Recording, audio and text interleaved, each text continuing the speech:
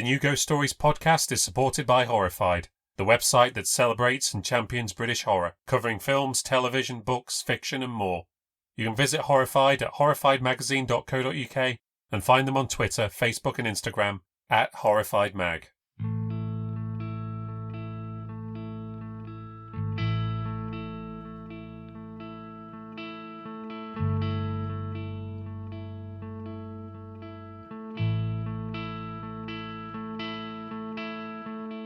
My name is David Paul Nixon, and you're listening to the New Ghost Stories podcast. I'm taking some time off at the moment, so here's a short ghost story from the archive. It's case number 76, and it's called Cat Lady. I hope you enjoy it.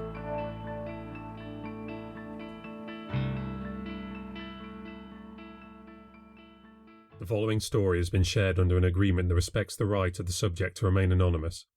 Certain names, dates and locations have been changed to protect that anonymity. Events that feature in this story may be part of the public record. If you believe you recognise any of the places, people or events that feature in this story, I ask that you not reveal any knowledge or information publicly, out of respect for the subject's right to remain anonymous. I used to be able to hear her through the walls. You'd hear her talking to them. "What are you doing? What have you got there? Are you being good?" You know, like they were her kids or something. Used to get on my nerves.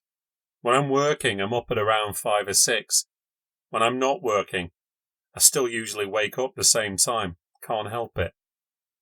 I'd try going back to sleep, but she'd keep me awake talking to the cats. I don't know what was up with that downstairs bedroom. As soon as Shell moved out, I took her room upstairs.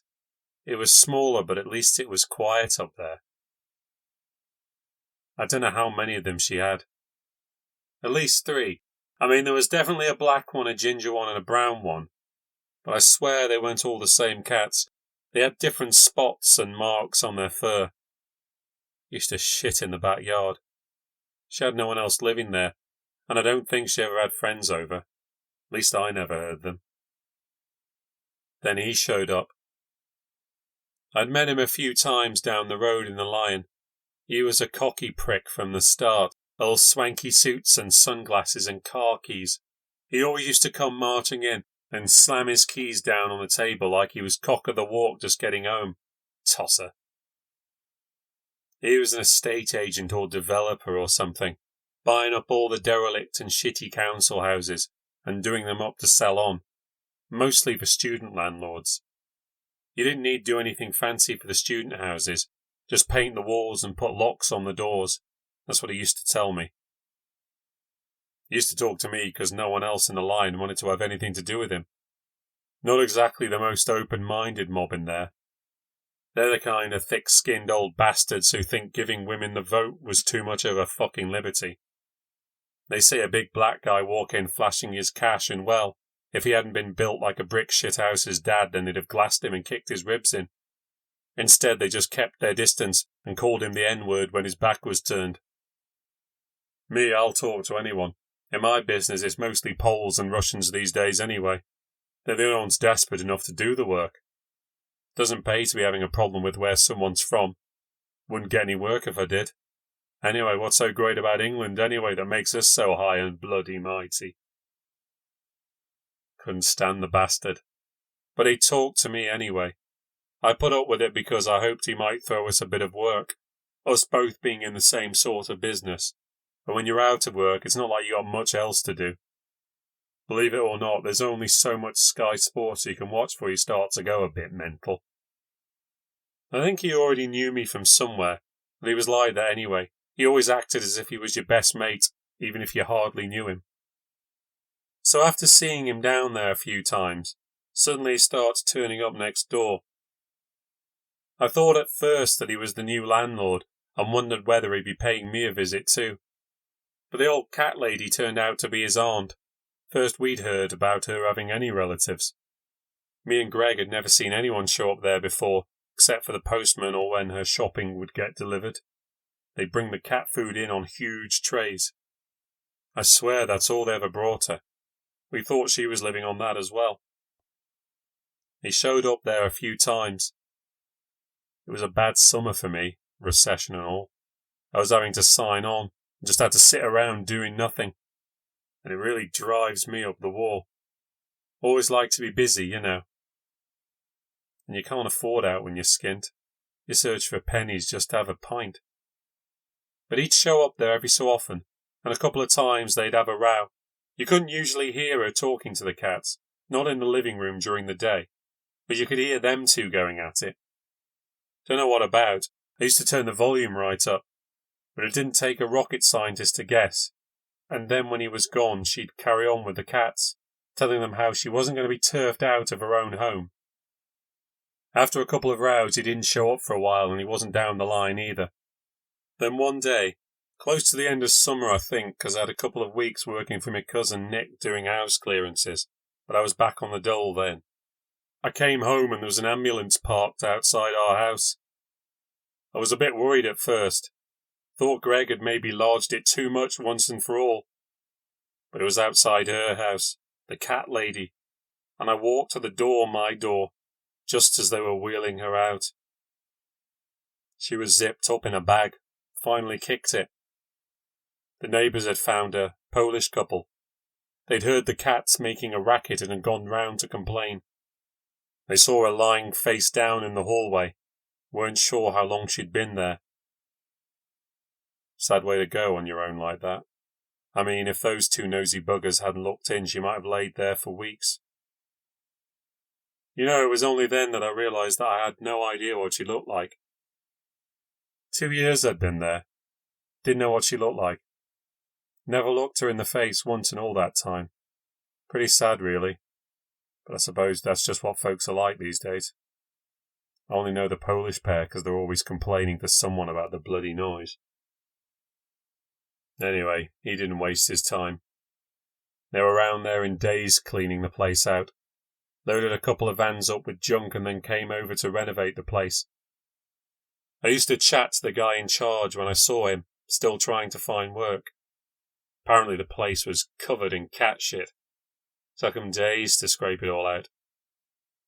The cats were gone, though. No sign of them unless Mr. Flash took them away. I could imagine him going down the canal in his BMW to drop off a few sacks. He was a caring kind of guy. Yeah, we all thought he might have had something to do with it. I mean, you're never sure, and the police never came round and looked the place over. But he wanted the house, and he got it. And we all thought it was just a bit of a coincidence, him showing up just a bit before she died. And what happened next? And I don't believe in ghosts or any of that shit. But that was pretty fucking fucked up.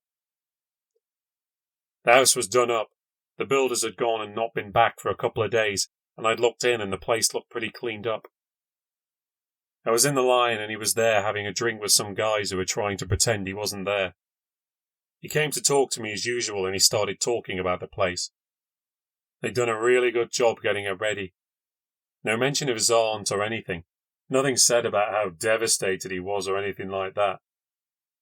He said I should go around and see it.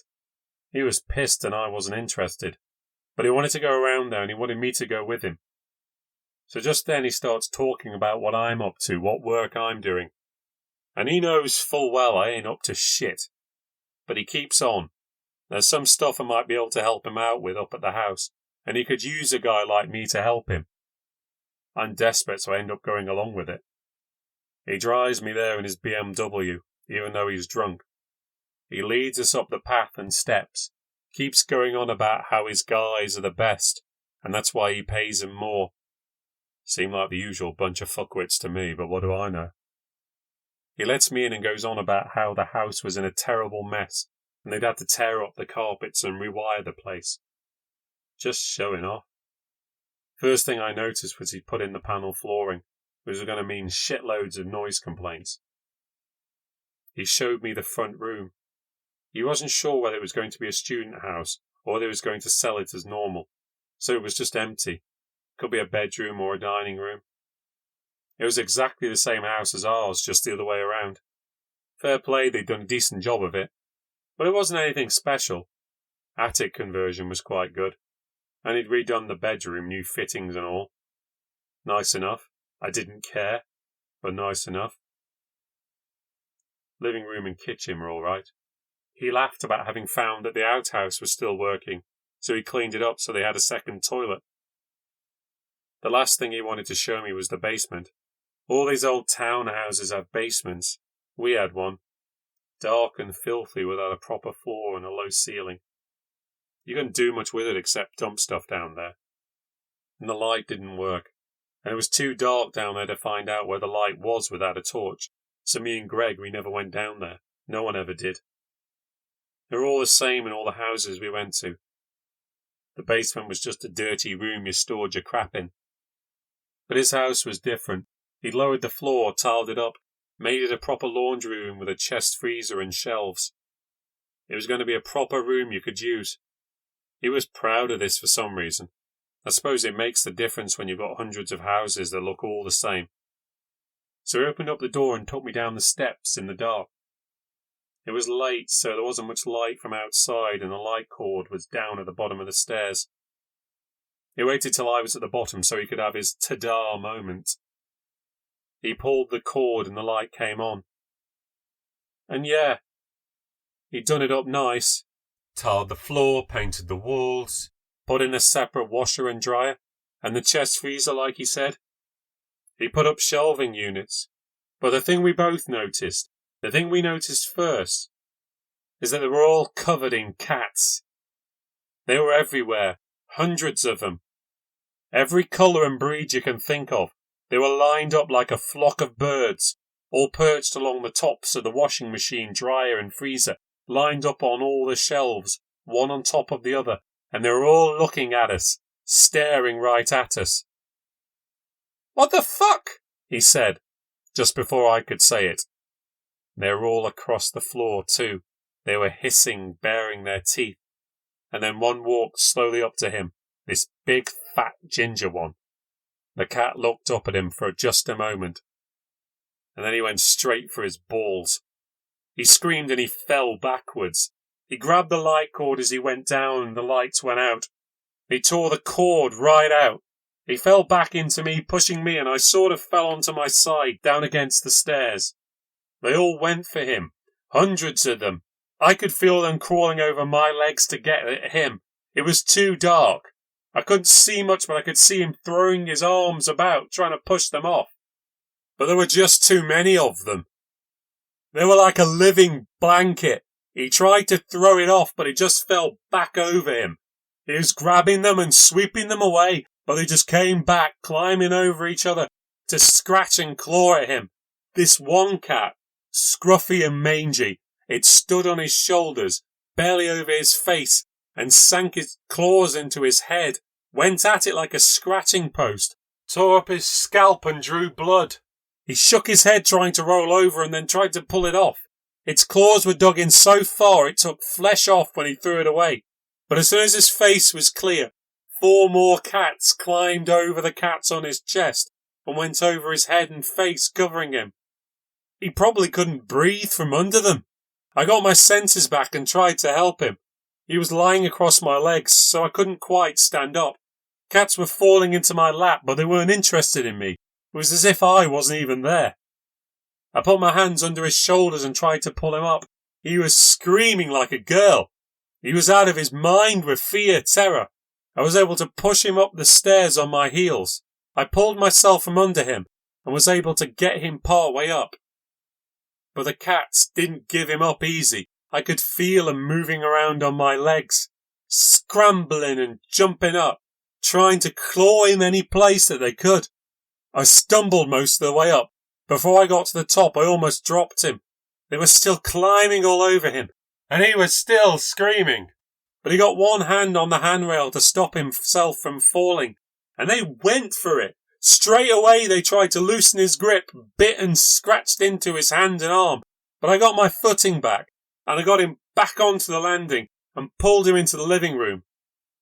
When we were in the light, the cats made a run for it and all piled towards the back door. I dropped him on the carpet. They'd done him up pretty bad, his shirt all torn, with blood soaking through. And his arms were pretty shredded as well. He only had one shoe on. It was just a torn sock with bloodstains on it. It was pretty horrific. But for a moment I thought it wasn't that bad. I mean, it were bad. But not like being cut with a knife. They were small, shallow cuts. But that's before I really saw his face. He had both his hands clutched over it, and you could see the blood running between his fingers. I called an ambulance while he rolled around in agony. He couldn't even speak. He was that traumatized. They operated as soon as they could, but in the end they just couldn't save his eye. He had to have a glass one put in, and you could tell as well, it didn't look that good. And the scars on his forehead didn't heal either. You could see them the last time I saw him. He wasn't driving his BMW then, I can tell you. He avoided me. He's not his confident old self anymore. I suppose he got what he deserved. If he did what we think he did, that is. The cats certainly thought so. There's always a dog person anyway. We've got one at home now. Just in case.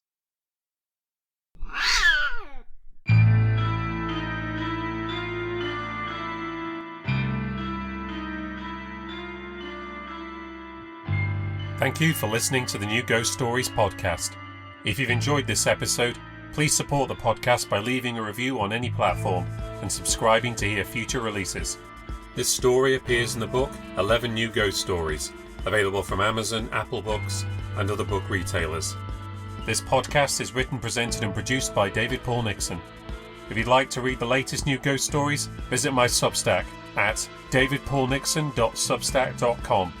And you can find out more about New Ghost Stories at my website, newghoststories.com.